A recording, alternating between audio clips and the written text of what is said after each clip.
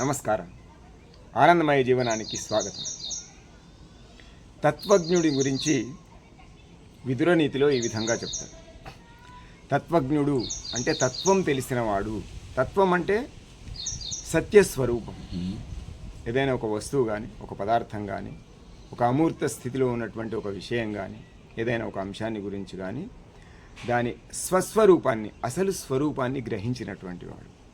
ఇక్కడ తత్వజ్ఞుడు అంటే జీవిత తత్వాన్ని తెలిసిన వాడిని గురించి ఒక 4 లక్షణాలు చెప్పాడు విదురుడు. ఒకసారి వాటిని గుర్తు చేసుకుందాం.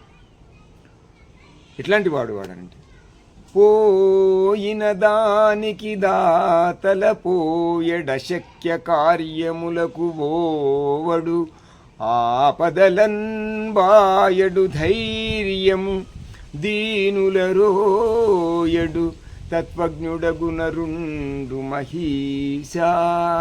ఆయనని ధృతరాష్ట్రంతోనే కదా చెప్పాడు. ఓ ధృతరాష్ట్ర మహారాజా, తత్వజ్ఞుడైన వాడు అంటే జీవిత తత్వాన్ని తెలిసినటువంటి వాడు 4 లక్షణాలని కలిగి ఉంటాడు. మొదటిది, పోయిన దానికి తలపోయాడు. పోగొట్టుకోవడం అనేది ప్రతివాని జీవితంలో ఎక్కడో ఒకసారి తప్పనిసరిగా సంభవించేటటువంటి విషయమే. అట్లా తాను ఏదైనా పోగొట్టుకుంటే దాని గురించి బాధపడడు. మామూలుగా ఏ చిన్న వస్తువు పైన తెగ బాధపడిపోతూ ఉంటాం.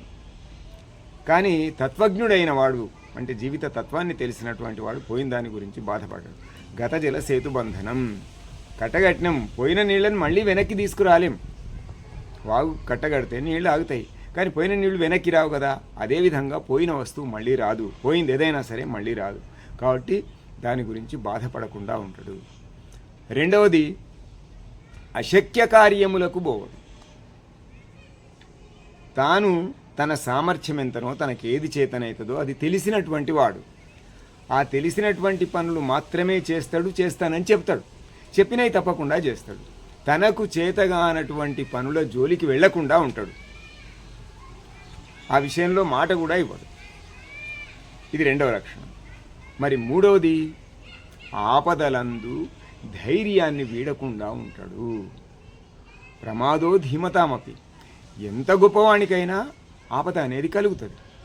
అట్లాంటి ఆపద కలిగినప్పుడు ధైర్యంగా ఉండగలవాడు తత్వజ్ఞుడు. ఇక చివరిది, నాలుగోది, దీనుల రోయడు అన్నాడు. అంటే దీనులు, దుఃఖితులు, ఆర్తులు, ఎవరి సహాయం కోసమో ఎదురు చూస్తున్నటువంటి వాళ్ళు కనిపిస్తే వాళ్ళని నీచంగా చూడడం చాలామంది, వాళ్ళని తప్పించుకొని పోవడం చాలామంది చేస్తుంటారు. అసహించుకుంటారు. రోయడం అంటే అసహించుకోవడం.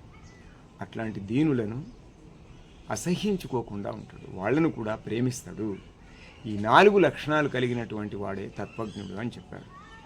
తప్పకుండా ఇటువంటి మంచి లక్షణాలని మనం అనుసరించేందుకు ప్రయత్నం చేద్దాం. వాటిని ఆవాహన చేసుకుందాం. జీవితాన్ని ఆనందమయం చేసి నలుగురికి ఆనందాన్ని పంచుదాం. ఆనందో బ్రహ్మ.